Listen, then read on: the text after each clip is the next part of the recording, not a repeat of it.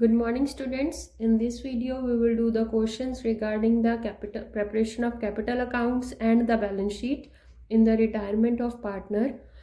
Okay, so I have told you that last two topics, that are revaluation account and the accumulated profits and losses and reserves, that you have to do it yourself, because we have already completed these two topics in the last two chapters, in change in profit sharing ratio and in admission of partner. So I will not do it again.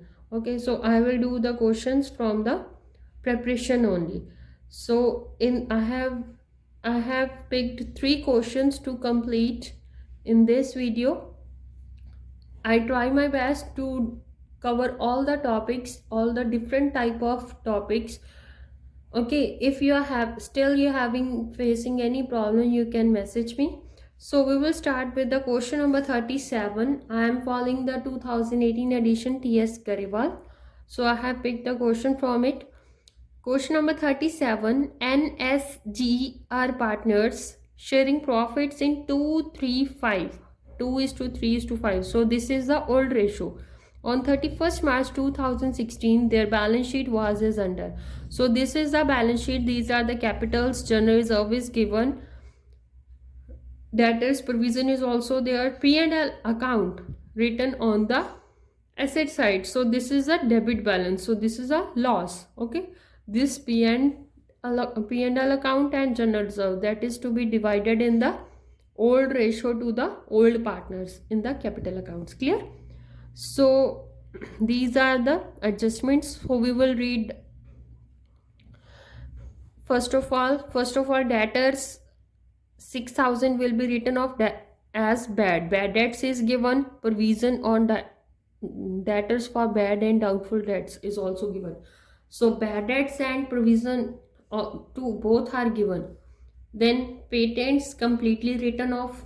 Then stock, machinery and building be depreciated by 5%. So these are the depreciations. So we have to consider it in the revaluation account. Okay, unrecorded creditor is given. N and S will share the future profits in 2:3 ratio. So your new ratio is 2:3. Okay, goodwill of the firm on G's retirement was valued at 90,000. Okay, this goodwill is given of the firm. Pass necessary journal entries for the above transaction in the books of the firm on G's retirement. They haven't told in to prepare any account. Okay, koi account nahi banana. We have to pass only journal entries. So this is very much important in the 2019 year 2020 ਜੋ ਤੁਹਾਡੇ paper ਹੋਏ ਸੀ ਇਸ March April ਦੇ ਵਿੱਚ, ਉਦੋਂ ਤੁਹਾਡੀਆਂ most questions ਆ ਜਿਹੜੇ ਜਨਰਲ ਐਂਟਰੀਜ਼ ਦੇ ਆਏ ਸੀ. So I have taken this question for that basis ਕਿ ਜੇ ਤੁਹਾਡੇ ਤੋਂ ਜਨਰਲ ਐਂਟਰੀਜ਼ ਹੀ ਪੁੱਛੀਆਂ ਜਾਂਦੀਆਂ ਨੇ ਸਿਰਫ ਐਂਡ ਕੋਈ ਅਕਾਊਂਟ ਬਣਾਉਣ ਨੂੰ ਨਹੀਂ ਕਿਹਾ ਗਿਆ, ਤਾਂ ਤੁਸੀਂ ਉਸ ਕੁਐਸਚਨ ਨੂੰ ਕਿਸ ਤਰੀਕੇ ਨਾਲ ਅਟੈਂਪਟ ਕਰਨਾ ਕਿ ਤੁਹਾਡਾ ਘੱਟ ਤੋਂ ਘੱਟ ਟਾਈਮ ਆ ਜਿਹੜਾ ਲੱਗੇ. Clear? So we will start doing the question.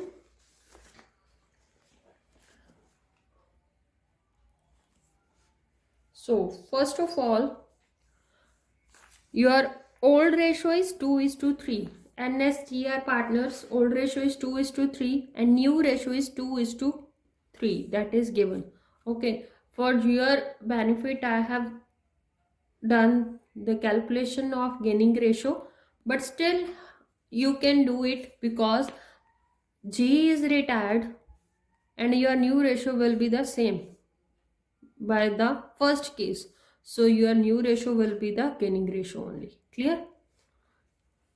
So first of all we have to prepare the valuation account, because either they have told to make it or not, we have to prepare it, because until and unless we are not preparing this, we cannot find out the profit or loss. Okay, so we have to prepare it in the working notes. Okay, we have to prepare it in the working notes because they haven't told to prepare it. So first of all I will consider it afterwards.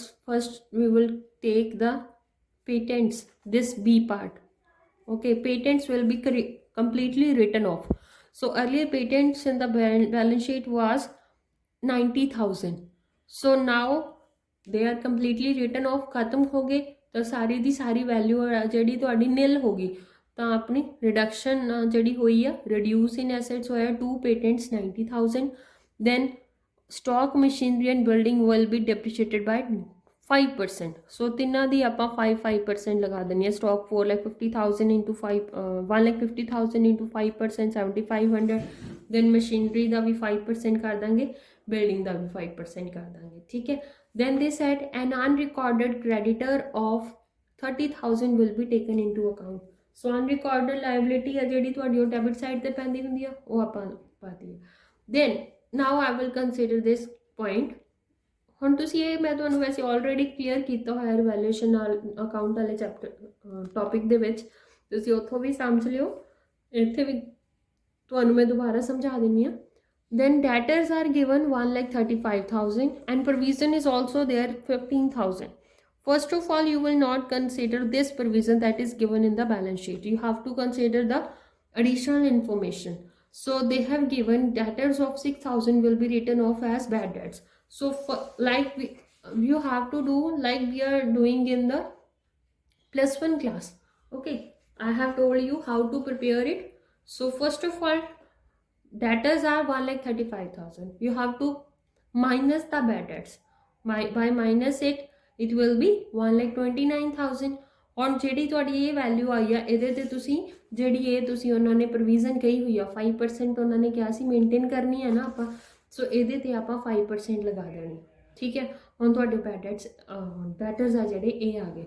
ਮਤਲਬ ਕਿ ਜੇ ਹੁਣ ਆਪਾਂ additional information ਦੇ according ਕਰੀਏ ਤੇ ਤੁਹਾਡੀ bed that's ਤੇ ਪ੍ਰੋਵੀਜ਼ਨ ਇਹ ਦੋਨੋਂ ਤੁਹਾਡੀ ਕਿੰਨੀ ਬਣਦੀ ਆ, 6,000 + 6,450 12,450 ਬਣਦੀ ਹੈ. ਬਟ ਆਪਣੇ ਕੋਲ ਆਲਰੇਡੀ ਕਿੰਨੀ ਪ੍ਰੋਵੀਜ਼ਨ ਆ, 15,000. ਆਪਣੇ ਕੋਲ ਪਹਿਲਾਂ ਹੀ ਜ਼ਿਆਦਾ ਵਾ ਪ੍ਰੋਵੀਜ਼ਨ, ਪਰ ਹੁਣ ਆਪਾਂ ਕਿੰਨੀ ਮੇਨਟੇਨ ਕਰਨੀ ਹੈ, ਘੱਟ ਕਰਨੀ ਆ. ਤਾਂ ਘੱਟ ਕਿੰਨੀ ਕਰਨੀ ਆ, ਓਬਵੀਅਸਲੀ ਆਪਾਂ ਮਾਈਨਸ ਕਰ ਦਾਂਗੇ 15,000 ਦੇ ਵਿੱਚੋਂ ਆਪਾਂ 12,400. see I have already did this. 6,000 + 6,450 that will be 12,450. ਉਹ ਆਪਾਂ ਮਾਈਨਸ ਕਰ ਦੇਣੀ ਹੈ 15,000 ਦੇ ਵਿੱਚੋਂ 2,550. ਇਹ ਆਪਾਂ ਰਿਵੈਲੂਏਸ਼ਨ ਅਕਾਊਂਟ ਦੀ ਕ੍ਰੈਡਿਟ ਸਾਈਡ ਤੇ ਪਾਵਾਂਗੇ. ਕਿਉਂ ਕ੍ਰੈਡਿਟ ਸਾਈਡ ਤੇ ਪਾਵਾਂਗੇ, ਕਿਉਂਕਿ ਜੋ ਆਪਾਂ ਹੁਣ ਕਰੰਟਲੀ ਮੇਨਟੇਨ ਕਰਨੀ ਹੈ ਉਹ ਤੁਹਾਡੀ ਪਹਿਲਾਂ ਦੀ ਪ੍ਰੋਵੀਜ਼ਨ ਨਾਲੋਂ ਘੱਟ ਆ.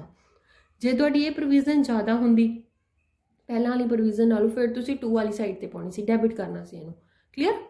ਸੋ now we have to post it on the credit side of the revaluation account 2,550. now there is a loss, ਠੀਕ ਹੈ. ਤੁਹਾਡਾ ਲਾਸ ਆ ਗਿਆ, ਉਹਨੂੰ ਆਪਾਂ ਓਲਡ ਰੇਸ਼ੋ ਦੇ ਵਿੱਚ ਡਿਵਾਈਡ ਕਰ ਦਾਂਗੇ 235 ਓਲਡ ਪਾਰਟਨਰਸ ਦੇ ਵਿੱਚ, NSG ਤਿੰਨਾਂ ਦੇ ਵਿੱਚ. Clear? Now we have to post the journal entries for this. Clear? ਇਹਨਾਂ ਤਿੰਨਾਂ ਦੀ ਇੱਕ ਜਰਨਲ ਐਂਟਰੀ ਆ ਜਾਏਗੀ ਸਾਰੀਆਂ ਦੇ ਜੋ ਵੀ ਤੁਹਾਡੇ ਡੈਬਿਟ ਸਾਈਡ ਤੇ ਪਾਏ ਹੋਏ ਆ, ਐਂਡ ਪ੍ਰੋਵੀਜ਼ਨ ਦੀ ਅਲੱਗ ਪਾਵਾਂਗੇ. ਕਿਉਂ?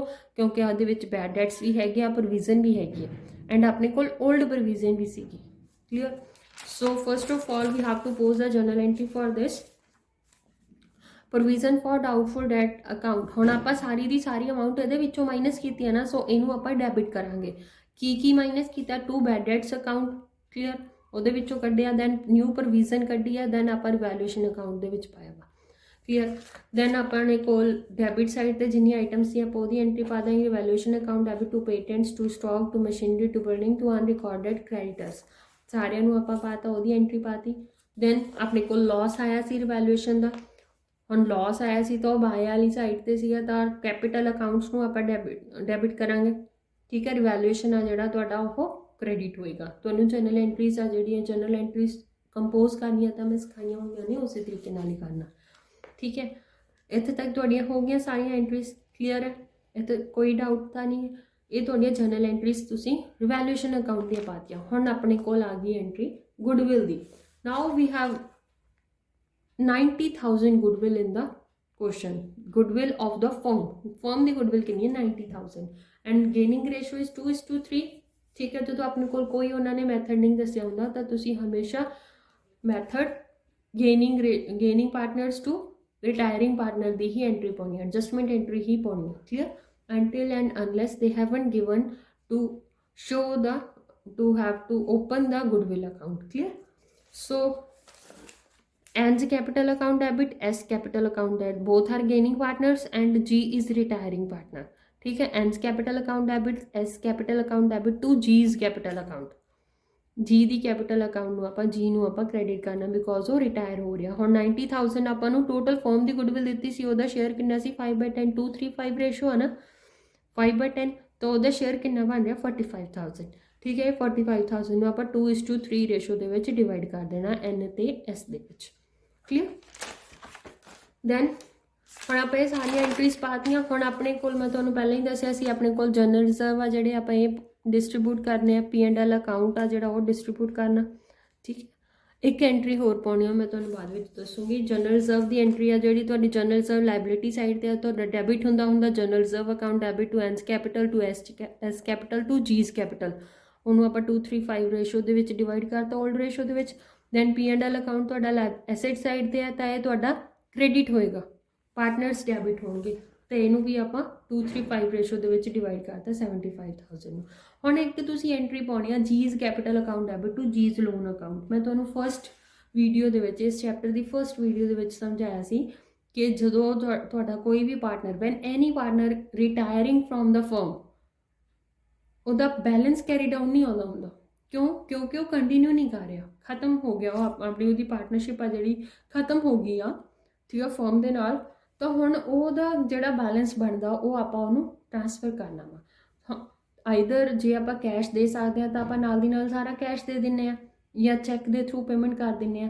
ਠੀਕ ਆ, ਹੁਣ ਇੱਥੇ ਉਹਨਾਂ ਨੇ ਆਪਾਂ ਨੂੰ ਕੁਛ ਵੀ ਨਹੀਂ ਮੈਂਸ਼ਨ ਕੀਤਾ ਹੋਇਆ ਕਿ ਉਹਦੀ ਪੇਮੈਂਟ ਆਪਾਂ ਕਿਸ ਤਰੀਕੇ ਨਾਲ ਕਰਨੀ ਹੈ, ਤਾਂ ਆਪਾਂ ਉਹਦੇ ਲੋਨ ਅਕਾਊਂਟ ਦੇ ਵਿੱਚ ਟ੍ਰਾਂਸਫਰ ਕਰ ਦੇਣੀ ਅਮਾਊਂਟ। ਠੀਕ ਹੈ, ਸੋ ਉਹਦੇ ਲਈ ਆਪਾਂ ਇਹ ਐਂਟਰੀ ਪਾਵਾਂਗੇ G's capital account debit to G's loan account. ਹੁਣ ਇਹ ਆਪਾਂ ਬਿਨਾਂ ਅਕਾਊਂਟਸ ਬਣਾਏ ਤੇ ਬਿਨਾਂ ਕੈਪੀਟਲ ਅਕਾਊਂਟ ਬਣਾਏ ਤੇ ਕਿਸ ਤਰੀਕੇ ਨਾਲ ਕੈਲਕੂਲੇਟ ਕਰਨਾ I will tell you.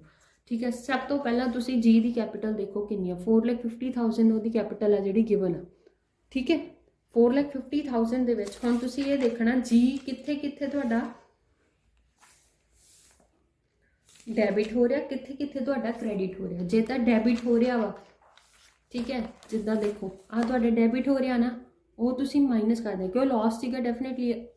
Just ਉਹਨੂੰ ਅੰਡਰਸਟੈਂਡ ਕਰਨਾ ਤੁਸੀਂ ਪ੍ਰੈਕਟੀਕਲੀ ਕਿ ਜਦੋਂ ਲਾਸ ਆ ਆਪਣੇ ਕੈਪੀਟਲ ਦੇ ਵਿੱਚੋਂ ਅਮਾਊਂਟ ਆ ਜਿਹੜੀ ਰਿਡਿਊਸ ਹੁੰਦੀ ਹੈ, ਤਾਂ ਆਪਾਂ ਇਹਨੂੰ ਆਪਾਂ ਮਾਈਨਸ ਕਰ ਦੇਣਾ ਉਹਦੇ ਵਿੱਚੋਂ, ਜਿੱਥੇ ਜੀ ਕ੍ਰੈਡਿਟ ਹੋ ਰਿਹਾ ਉਹ ਅਮਾਊਂਟ ਨੂੰ ਆਪਾਂ ਪਲੱਸ ਕਰ ਦੇਣਾ। ਸੋ ਇਹ ਵਾਲੀ ਅਮਾਊਂਟ ਨੂੰ ਆਪਾਂ ਮਾਈਨਸ ਕਰ ਦਾਂਗੇ।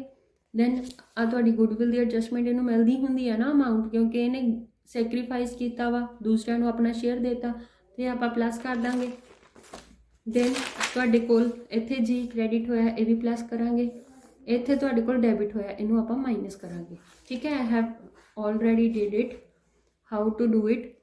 ਤੁਹਾਡੇ ਕੋਲ ਜੋ ਪਲੱਸ ਮਾਈਨਸ ਕਰਕੇ ਅਮਾਊਂਟ ਆਈ ਹੈ ਇਹਨੂੰ ਤੁਸੀਂ ਇਹਦੀ ਐਂਟਰੀ ਪਾ ਦੇਣੀ ਹੈ। Clear? By this way you have to post the journal entries. Clear? Now we will move to the next question. Question number 41. In this question, they have given three partners X, Y, Z. Old ratio is 4:3:2. This is the balance sheet they have given. Then Y is retiring. Y having given notice to retire from the firm. So Y is retiring. ठीक है, उन्होंने अपन additional information देती, land and building appreciated by 10%, provision for doubtful debts is no longer necessary. No longer necessary मतलब खत्म हो गए सारे ਦੇ ਸਾਰੇ ਹੁਣ गुड आ। ठीक है, दैन स्टॉक एप्रीशिएट होया, ये भी वैल्यू वधिया, ये भी वैल्यू इंक्रीज हुई है ਤੁਹਾਡੀ। That the adjustment be made in the accounts to rectify a mistake previously committed whereby Y was credited in excess by 810। Y ਨੂੰ ਆਪਾਂ ਪਹਿਲਾਂ ਕੋਈ ਮਿਸਟੇਕ ਹੋਈ ਸੀ, ਹੁਣ ਰੈਕਟੀਫਿਕੇਸ਼ਨ ਦੀ ਐਂਟਰੀ ਪਾਉਣੀ ਆ। ਠੀਕ ਹੈ, ਵਾਈ ਵਾਸ ਕ੍ਰੈਡਿਟਡ ਇਨ ਐਕਸੈਸ ਬਾਈ 810। ਵਾਈ ਨੂੰ ਆਪਾਂ 810 ਦੇ ਨਾਲ ਪਹਿਲਾਂ ਜ਼ਿਆਦਾ ਕ੍ਰੈਡਿਟ ਕਰਤਾ ਸੀਗਾ। ਦੈਨ ਐਕਸ ਤੇ ਜ਼ੈਡ ਆ ਜਿਹੜੇ ਜ਼ਿਆਦਾ ਡੈਬਿਟ ਹੋਏ ਸੀ 420 ਤੇ 390 ਦੇ ਨਾਲ।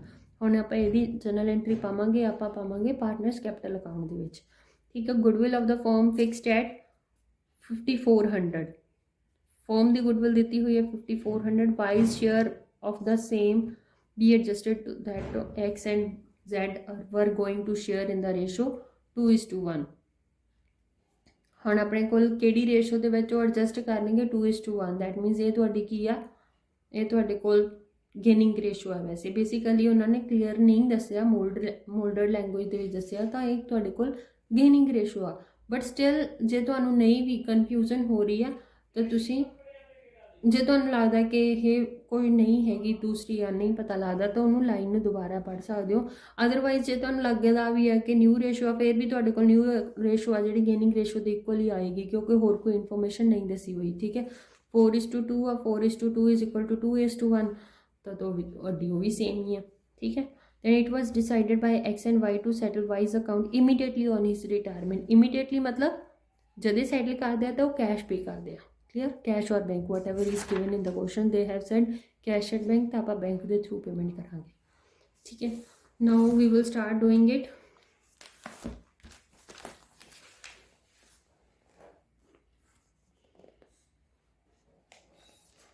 So first of all we will prepare the revaluation account। For revaluation account land and building appreciate हुई सीगी सो बाय लैंड एंड बिल्डिंग 10% ਦੇ ਨਾਲ ਇਨਕਰੀਜ਼ ਹੋਈ ਹੈ ਵੈਲਿਊ। ਦੈਨ ਸਟਾਕ ਵੀ ਤੁਹਾਡਾ ਇਨਕਰੀਜ਼ ਹੋਇਆ ਸੀ ਐਪਰੀਸ਼ੀਏਟ ਹੋਇਆ ਸੀ 20% ਦੇ ਨਾਲ। ਹੁਣ ਤੁਹਾਡੇ ਕੋਲ ਪ੍ਰੋਵੀਜ਼ਨ ਫॉर ਡਾਊਟਫੁਲ ਡੈਟਸ ਉਹਨਾਂ ਨੇ ਸਪੈਸ਼ਲੀ ਮੈਂਸ਼ਨ ਕੀਤਾ ਆਲ ਆਰ ਕੰਸੀਡਰਡ ਗੁੱਡ। ਹੁਣ ਗੁੱਡ ਹੋ ਗਏ ਪਹਿਲਾਂ ਜਿਹੜੀ ਆਪਣੇ ਕੋਲ ਆਹ ਤੁਹਾਡੀ ਪ੍ਰੋਵੀਜ਼ਨ ਸੀ ਹੁਣੇ ਖਤਮ ਹੋ ਗਈ। ਠੀਕ ਹੈ ਤਾਂ ਆਪਾਂ ਕ੍ਰੈਡਿਟ ਸਾਈਡ ਤੇ ਪਾਵਾਂਗੇ। ਜੇ ਤੁਹਾਡੇ ਕੋਲ ਇਹ ਨਾ ਕਿਆ ਹੁੰਦਾ ਮਤਲਬ ਹੋਰ ਇਨਕਰੀਜ਼ ਕਰ ਹੁੰਦੀ ਪ੍ਰੋਵੀਜ਼ਨ ਤਾਂ ਆਪਾਂ ਇੱਧਰ ਪਾਉਣੀ ਸੀ। So that's all they have given regarding the assets and liabilities। So ਤੁਹਾਡੇ ਕੋਲ प्रॉफिट आ गया रिवैल्यूएशन ਦਾ ਇਹ ਉਹ ਆਪਾਂ ओड रेशो ਦੇ ਵਿੱਚ डिवाइड करता। then partners capital account ਦੇ ਲਈ ਆਪਣੇ ਕੋਲ ਆਪਾਂ बैलेंस brought in ਪਾ ਦਾਂਗੇ। that is given in the question the capital balance is 12,000 9,000 and 6,000 by balance brought down। ठीक है then रिवैल्यूएशन ਦੇ प्रॉफिट्स पोस्ट कर देने हैं। क्लियर ਹੁਣ ਦੇਖੋ ਇਹਦੇ ਵਿੱਚ ਤੁਹਾਡੇ ਕੋਲ ਕੋਈ ਇਨਫੋਰਮੇਸ਼ਨ ਨਹੀਂ ਹੈਗੀ regarding the reserves on P&L account ਕੋਈ ਨਹੀਂ ਹੈਗਾ ਤਾਂ ਤੁਸੀਂ ਉਹਨੂੰ ਨਹੀਂ ਡਿਵਾਈਡ ਆਪਾਂ ਕਰ ਹੀ ਨਹੀਂ ਸਕਦੇ ਕਿਉਂਕਿ ਗਿਵਨ ਹੀ ਨਹੀਂ ਹੈ। If it is given in the question you have to divide it first of all you have to transfer it okay otherwise you might be skip from the mind. Clear ਹੁਣ ਤੁਹਾਡੇ ਕੋਲ ਇਹ complete ਹੋ ਗਿਆ। Then ਹੁਣ ਤੁਸੀਂ ਸਭ ਤੋਂ ਪਹਿਲੀ ਚੀਜ਼ ਕੀ ਪਾਉਣੀ ਹੈ ਤੁਸੀਂ ਆਪਣੀ ਗੁੱਡਵਿਲ ਦੀ ਐਂਟਰੀ ਪਾਉਣੀ ਹੈ। ਗੁੱਡਵਿਲ ਦੀ ਐਂਟਰੀ ਦੇ ਲਈ either you post the general entry first of ਆਲ ਕਿ ਤੁਸੀਂ ਕੋਈ ਗਲਤੀ ਨਾ ਕਰੋ। ਜੇ ਤੁਸੀਂ ਨਹੀਂ ਕਰਦੇ ਤੁਹਾਨੂੰ ਸ਼ੋਰਿਟੀ ਹੈ ਤਾਂ ਤੁਸੀਂ ਡਾਇਰੈਕਟਲੀ ਇੱਥੇ ਪਾ ਸਕਦੇ ਹੋ। ਠੀਕ ਹੈ ਸੋ for you people I will post the general entry. ਠੀਕ ਹੈ ਤੁਹਾਡੇ ਕੋਲ 5400 ਦਾ ਸੀਗਾ ਤਾਂ ਤੁਹਾਡੇ ਕੋਲ ਪਹਿਲਾਂ ਤਾਂ ਕਿਹੜੇ ਪਾਰਟਨਰਸ ਨੇ X capital account debit gain ਕਰ ਰਿਹਾ ਜਿਹੜੇ ਦੈਨ ਜ਼ੈਡਸ capital account debit to Y's capital account ये तुहाडे कोल जनरल एंट्री बनती है। हुण 5400 का आपां की करना है उहदे ते वाई का शेयर लगा देना। वाई का शेयर कितना है 5400 इंटू 3/9 दैट विल बी 1800। ठीक है तुहाडे कोल 1800 आ गया। ਹੁਣ 1800 ਆਪਾਂ ਇੱਥੇ ਪੋਸਟ ਕਰਤਾ। 1800 ਨੂੰ ਆਪਾਂ ਕਿਹੜੀ ਰੇਸ਼ੋ ਦੇ ਵਿੱਚ ਡਿਵਾਈਡ ਕਰ ਦਾਂਗੇ 2:1 ਰੇਸ਼ੋ ਦੇ ਵਿੱਚ ਦੈਟ ਵਿਲ ਬੀ 1200 ਐਂਡ 600।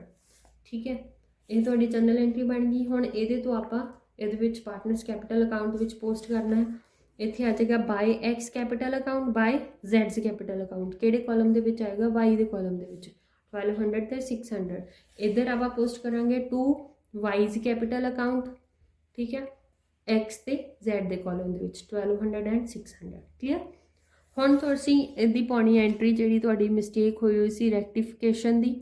हुण आपां वाई नूं उन्हां ने कहा सी कि आपां एक्सैस क्रैडिट कीता होया सी।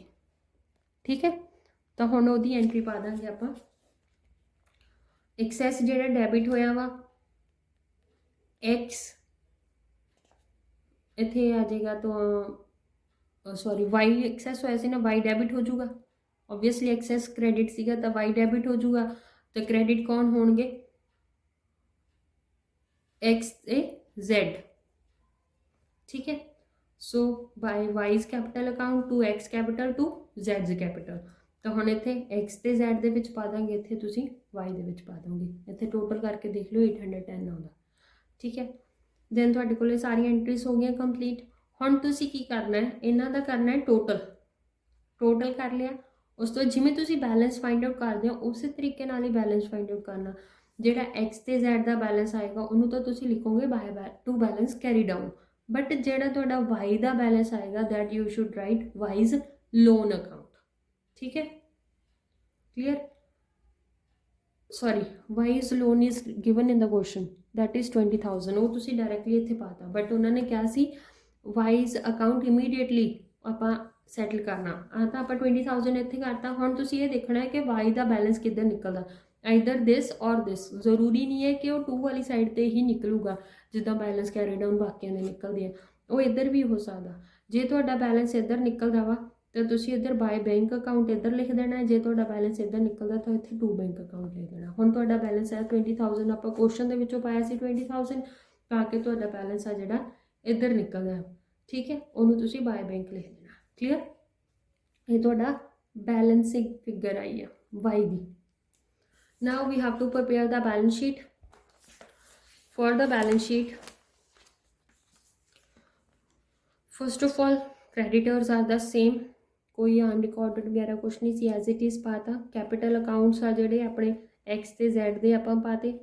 ਠੀਕ ਹੈ, ਦੈਨ ਤੁਹਾਡੇ ਕੋਲ ਕੈਸ਼ ਐਟ ਬੈਂਕ ਆ ਜਿਹੜਾ ਇੱਥੇ ਗਿਵਨ ਆ ਤੁਹਾਡਾ 3,300, ਬਟ ਹੁਣ ਆਪਣੇ ਕੋਲ ਬਾਏ ਬੈਂਕ ਆ, मतलब ਆਪਾਂ ਵਾਈ ਤੋਂ ਮਨੀ ਲੈਣੀ ਸੀ। ਜੇ ਇੱਧਰ ਆਉਂਦੀ ਹੈ ਤਾਂ ਆਪਾਂ ਵਾਈ ਤੋਂ ਮਨੀ ਲੈਣੀ ਆ, ਵਾਈ ਨੇ ਦੇਣੀ ਆ। ਠੀਕ ਹੈ, ਤਾਂ ਆਪਣੇ ਕੋਲ ਉਹ ਐਡ ਹੋ ਜਾਏਗੀ ਆਪਣੀ ਕੈਸ਼ ਐਟ ਬੈਂਕ ਦੇ ਵਿੱਚ, ਕਿਉਂਕਿ ਮਨੀ ਆਪਾਂ ਲੈ ਲਈ, ਨਾਲ ਦੀ ਨਾਲ ਆਪਾਂ ਸੈਟਲਮੈਂਟ ਕੀਤੀ ਹੈ।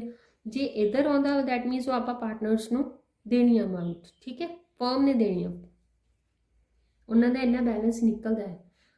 ਜੇ ਇੱਧਰ ਆਉਂਦਾ ਤਾਂ ਆਪਾਂ ਮਾਈਨਸ ਕਰ ਦੇਣਾ ਸੀਗਾ, ਜੇ ਇੱਧਰ ਨਿਕਲਦਾ ਵਾ ਤੁਸੀਂ ਪਲੱਸ ਕਰਨਾ। ਦੈਨ ਡੈਟਰਸ ਆ ਜਿਹੜੇ ਹੁਣ ਸਾਰੇ ਗੁੱਡ ਸੀ ਤਾਂ ਆਪਾਂ ਹੀ ਲਾਵਾਂਗੇ।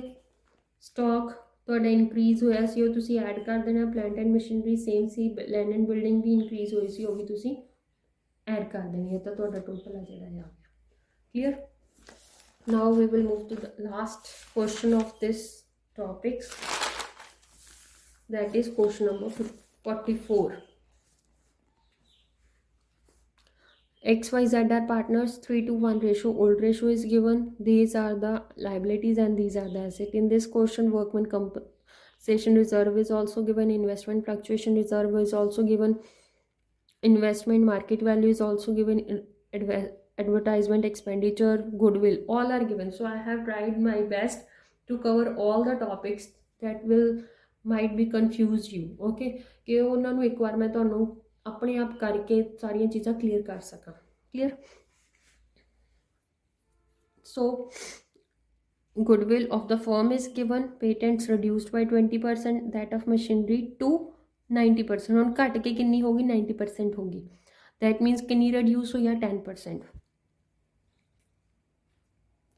provision for doubtful debts to be created 6% of, ਹੁਣ ਇਹਨਾਂ ਨੇ ਮੇਨਟੇਨ ਕਰਨ ਨੂੰ ਕਿਹਾ ਹੋਇਆ ਹੈ। ਠੀਕ ਹੈ, Z took over the investment at market value, liability for workman compensation, that means workman compensation claim is given.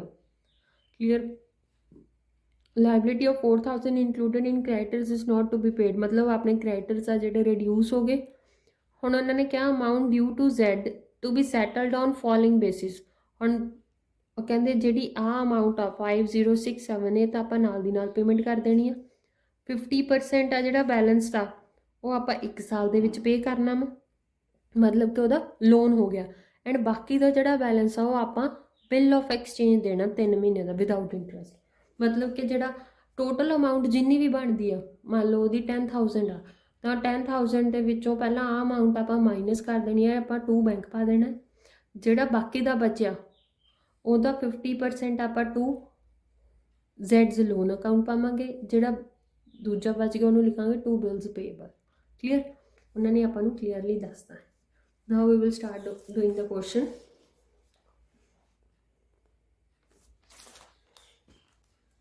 So first of all,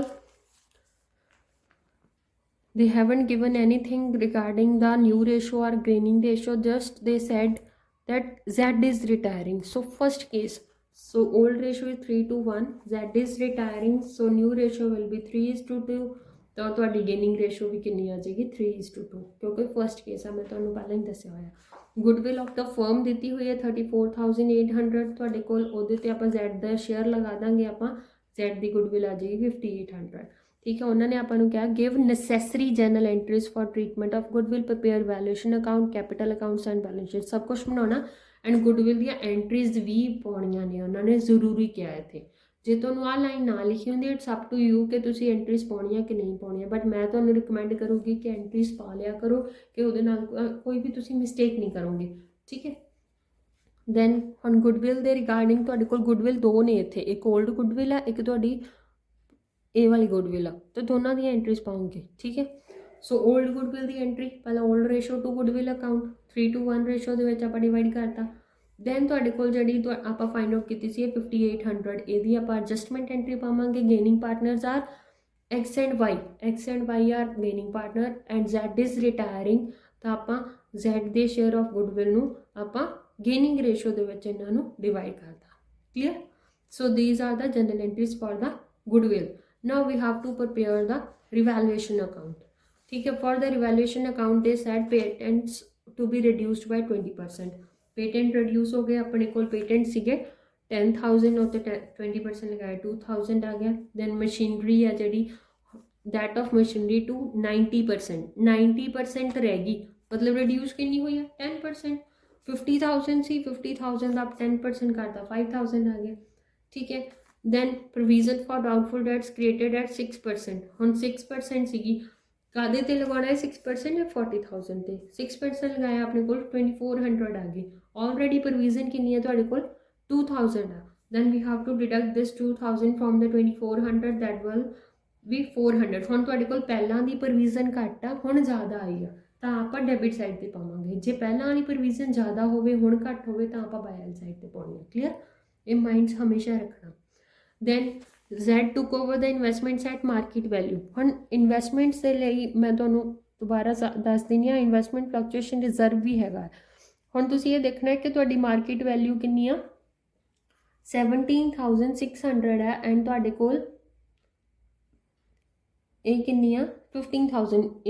ਤੁਹਾਡੀ ਇਨਵੈਸਟਮੈਂਟ ਦੀ ਵੈਲਿਊ ਇਨਕਰੀਜ਼ ਹੋਈ ਹੈ, ਜੇ ਇਨਕਰੀਜ਼ ਹੋਈ ਹੈ ਫਿਰ ਆਪਾਂ ਨੂੰ ਰਿਜ਼ਰਵ ਦੇਖਣ ਦੀ ਜ਼ਰੂਰਤ ਨਹੀਂ ਹੈ, ਜੇ ਘਟੀ ਹੁੰਦੀ ਫਿਰ ਆਪਾਂ ਰਿਜ਼ਰਵ ਦੇਖਣਾ ਸੀਗਾ। ਹੁਣ ਤੁਹਾਡੇ ਕੋਲ ਸਾਰੇ ਦਾ ਸਾਰਾ ਰਿਜ਼ਰਵ ਆ ਜਿਹੜਾ ਐਜ਼ ਇਟ ਇਜ਼ ਪਿਆ, ਉਹ ਤੁਸੀਂ ਪਾਰਟਨਰਸ ਨੂੰ ਹੀ ਡਿਵਾਈਡ ਕਰੋਗੇ। Clear, then investments 2,600, there is increase in investment। then they said liability of 4,000 included in creditor is not to be paid, means creditors are reduced, there is a reduction in the liability, so we have to post on the credit side of the valuation account by balancing it। there is a loss of 800। ठीक है, ਤੁਹਾਡੇ ਕੋਲ loss ਆ ਗਿਆ 800 ਦਾ, ਉਹ ਤੁਸੀਂ old ratio ਦੇ ਵਿੱਚ डिवाइड करता, that is 3:1। Clear, so this is a revaluation account.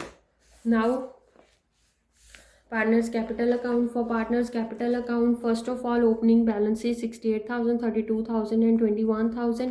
then workman compensation reserve आ जोड़ा एज इट इज़ पिया, क्योंकि अपने को नॉट एज इट इज़ अपने को 750 का क्लेम भी सी। सो पहला तुसी 12,000 ਵਿੱਚੋਂ 750 ਮਾਈਨਸ ਕਰ ਦੋਗੇ, ਤੁਹਾਡੇ ਕੋਲ ਆ ਗਿਆ 11,250। ਇਹਨੂੰ ਤੁਸੀਂ 3:1 ਦੇ ਵਿੱਚ ਡਿਵਾਈਡ ਕਰ ਦੇਣਾ। ਠੀਕ ਹੈ, ਇਨਵੈਸਟਮੈਂਟ ਫਲਕਚੁਏਸ਼ਨ ਰਿਜ਼ਰਵ ਆਪਣੇ ਕੋਲ ਐਜ਼ ਇਟ ਇਜ਼ ਆ, ਕਿਉਂਕਿ ਮਾਰਕੀਟ ਵੈਲਿਊ ਇਨਕਰੀਜ਼ ਹੋਈ ਸੀਗੀ, ਉਹ ਆਪਾਂ ਡਿਵਾਈਡ ਕਰ ਦੇਣਾ। ਦੈਨ ਐਡਵਰਟਾਈਜ਼ਮੈਂਟ ਐਕਸਪੈਂਡੀਚਰ ਤੇ ਗੁੱਡਵਿਲ ਦੀ ਆਪਾਂ ਐਂਟਰੀ ਪਾਈ ਸੀ ਨਾ, ਉਹ ਤੁਹਾਡੇ ਕੋਲ ਡਿਵਾਈਡ ਕਰਤੀ। ਐਡਵਰਟਾਈਜ਼ਮੈਂਟ ਐਕਸਪੈਂਡੀਚਰ ਆਪਾਂ ਡਿਵਾਈਡ ਕਰਤਾ 3:1 ਦੇ ਵਿੱਚ। ਦੈਨ ਵੈਲਿਊਏਸ਼ਨ ਦਾ ਆਪਾਂ ਲਾਸ ਪਾਤਾ, ਜਿਹੜਾ ਆਪਾਂ वैल्यूएशन ਦੇ ਵਿੱਚ फाइंड आउट ਕੀਤਾ। then we have post the journal entry for the adjustment of goodwill, x ਤੇ y ਤੁਹਾਡੇ ਕੋਲ ਗੇਨਿੰਗ ਪਾਰਟਨਰ ਸੀ, z ਦੇ ਵਿੱਚ ਪਾਤਾ, ਇੱਧਰ ਤੁਹਾਡੇ ਕੋਲ 2z ਕੈਪੀਟਲ ਆ ਗਿਆ। ਠੀਕ ਹੈ, ਆਪਾਂ x ਤੇ y ਦੇ ਵਿੱਚ ਪਾਤਾ। then z ਨੇ ਟੇਕ ਓਵਰ ਕੀਤੀ ਹੈ ਇਨਵੈਸਟਮੈਂਟ ਮਾਰਕੀਟ ਵੈਲਿਊ ਦੇ ਉੱਤੇ 17,600, ਆਪਾਂ ਉਹਦੇ z ਦੇ ਅਕਾਊਂਟ 'ਚ ਪਾ ਦਾਂਗੇ ਟੂ ਇਨਵੈਸਟਮੈਂਟ ਲਿਖ ਕੇ। ਕਲੀਅਰ, ਇੱਥੇ ਤੱਕ ਤੁਹਾਡਾ ਕੋਈ ਡਾਊਟ ਨਹੀਂ ਹੈਗਾ। ਐਂਡ ਆਹ ਚੀਜ਼ ਮੈਂ ਤੁਹਾਨੂੰ ਪਹਿਲਾਂ ਹੀ ਕਲੀਅਰ ਕਰ ਚੁੱਕੀ ਹਾਂ ਕਿ ਜਿੰਨਾ ਵੀ ਤੁਹਾਡਾ ਬੈਲੈਂਸ ਆਉਂਦਾ ਉਹਨੂੰ ਆਪਾਂ ਪਹਿਲਾਂ 5,067 ਰੁਪੀਜ਼ ਆ ਜਿਹੜੇ ਆਪਾਂ ਪੇਮੈਂਟ ਕਰਨੀ ਆ, ਤਾਂ ਟੂ ਬੈਂਕ ਦੇ ਵਿੱਚ ਸਿੱਧਾ ਹੀ ਲਿਖ ਲਓ। ਠੀਕ ਹੈ, ਹੁਣ ਤੁਸੀਂ ਕੀ ਕਰਨਾ, ਹੁਣ ਤੁਸੀਂ ਇਹਦਾ ਕਰਨਾ ਟੋਟਲ ਬੈਲੈਂਸ ਕੱਢੋ। ਬੈਲੈਂਸ ਕੱਢ ਕੇ ਆਪਣਾ 5,000 ਆ ਰਿਹਾ, 5,000 ਦਾ 50% ਉਹਨੇ ਕਿਹਾ ਕਿ ਤੁਸੀਂ 1 ਈਅਰ ਦੇ ਵਿੱਚ ਦੇਣਾ, ਦੈਟ ਮੀਨਸ ਉਹ ਕੀ ਹੋ ਗਿਆ ਲੋਨ ਹੋ ਗਿਆ। ਜ਼ੈਡਸ ਲੋਨ ਅਕਾਊਂਟ, ਬਾਕੀ ਦੀ ਅਮਾਊਂਟ ਜਿਹੜੀ ਬਚੀ ਉਹ ਆਪਾਂ ਬਿਲ ਆਫ ਐਕਸਚੇਂਜ ਕ੍ਰੀਏਟ ਕਰਨਾ, ਆਪਾਂ ਪੇਮੈਂਟ ਕਰਨੀ ਹੈ ਨਾ, so that is a bills payable. Clear, x ਤੇ y ਦਾ ਬੈਲੈਂਸ ਹੀ ਆ ਗਿਆ। ਦੈਨ ਤੁਹਾਡੇ ਕੋਲ ਹੁਣ ਬੈਲੈਂਸ ਸ਼ੀਟ ਹੁਣ ਤੁਹਾਡੇ ਕੋਲ ਈਜ਼ੀ ਆ, ਕੋਈ ਚੀਜ਼ ਇੱਦਾਂ ਦੀ ਨਹੀਂ ਹੈਗੀ ਜਿਹੜੀ ਤੁਸੀਂ ਨਹੀਂ ਕਲੀਅਰ ਕੀਤੀ ਹੋਈ। ਕ੍ਰੈਡੀਟਰਸ ਆਪਣੇ ਰਿਡਿਊਸ ਹੋਏ ਸੀਗੇ, ਉਹ ਤੁਸੀਂ 21,000 ਦੇ ਵਿੱਚੋਂ 4,000 ਮਾਈਨਸ ਕਰਕੇ ਪਾ ਦੇਣੇ ਆ 17,000। ਵਰਕਮੈਨ ਕੰਪਨਸੇਸ਼ਨ ਕਲੇਮ ਸੀਗਾ 750 ਦਾ। ਦੈਨ ਬਿਲ ਪੇਏਬਲ ਆਪਣੀ ਇਹ ਲਾਇਬਿਲਿਟੀ ਇਹ ਵੀ ਪਾ ਦੇਣੀ ਹੈ, ਜ਼ੈਡ ਦਾ ਲੋਨ ਵੀ ਪਾ ਦਾਂਗੇ, ਦੋਨੋਂ ਚੀਜ਼ਾਂ ਪਾਵਾਂਗੇ। ਕੈਪੀਟਲ ਅਕਾਊਂਟਸ ਆਪਣੇ ਕੋਲ ਐਕਸ ਤੇ ਵਾਈ ਦੇ ਆਪਾਂ ਫਾਈਂਡ ਆਊਟ ਕੀਤੇ ਉਹ ਪਾ ਦੇਣੇ। ਦੈਨ ਕੈਸ਼ ਐਟ ਬੈਂਕ, ਹੁਣ ਕੈਸ਼ ਐਟ ਬੈਂਕ ਮੈਂ ਤੁਹਾਨੂੰ ਕਲੀਅਰ ਦੱਸਿਆ ਸੀ ਕਿ ਜੇ ਤੁਹਾਡਾ ਬਾਈ ਬੈਂਕ ਇੱਧਰ ਆਉਂਦਾ ਵਾ ਤਾਂ ਤੁਸੀਂ ਪਲੱਸ ਕਰਨਾ, ਹੁਣ ਇੱਧਰ ਲਿਖਿਆ ਤਾਂ ਆਪਾਂ ਮਾਈਨਸ ਕਰ ਦੇਣਾ, ਜਿੰਨਾ ਵੀ ਤੁਹਾਡੇ ਕੋਲ ਕੈਸ਼ ਐਟ ਬੈਂਕ ਆ ਉਹਦੇ ਵਿੱਚ ਮਾਈਨਸ ਕਰਕੇ ਤੁਹਾਡੇ ਕੋਲ ਇਹ ਆ ਗਿਆ। ਡੈਟਰਸ ਆਪਣੇ ਕੋਲ 2400 ਮੇਨਟੇਨ ਕਰਨੀ ਸੀ ਪ੍ਰੋਵੀਜ਼ਨ, ਮਾਈਨਸ ਕਰਤੀ। Stock as it is. Patents ਆ ਜਿਹੜੇ ਰਿਡਿਊਸ ਹੋਏ ਸੀ, ਮਤਲਬ ਜਦੋਂ ਤੁਹਾਡੇ ਕੋਲ ਇਨਟੈਂਜੀਬਲ ਐਸੈਟ ਰਿਡਿਊਸ ਹੁੰਦੀ ਹੈ ਤਾਂ ਉਹ ਕੀ ਹੁੰਦੀ ਆ, ਅਮੋਰਟਾਈਜ਼ਡ ਹੁੰਦੀ ਆ, ਤਾਂ ਮਾਈਨਸ ਕਰ ਦਾਂਗੇ। ਡੈਪਰੀਸੀਏਸ਼ਨ ਡੈਪਰੀਸ਼ੀਏਟ ਹੋਈ ਸੀਗੀ ਮਸ਼ੀਨਰੀ ਹੈ ਜਿਹੜੀ, ਉਹ ਆਪਾਂ ਮਾਈਨਸ ਕਰਤੀ। So your balance will be the same. Clear. Next topic you will not do that, adjustment is not in the syllabus. So in the next video we will start from the death of a partner. Thank you.